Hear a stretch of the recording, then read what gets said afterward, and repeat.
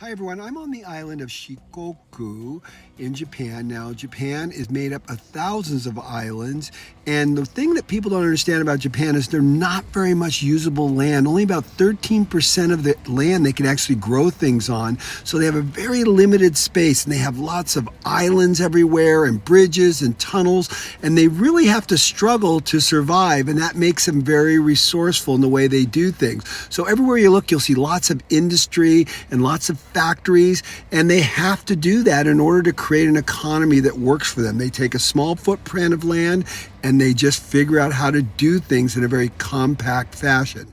The bridges are fantastic in Japan, probably some of the most beautiful bridges you'll ever see, and you just marvel at how they're able to do so much with so little. Their cars are super compact. You'll see all the mini cars and mini trucks everywhere.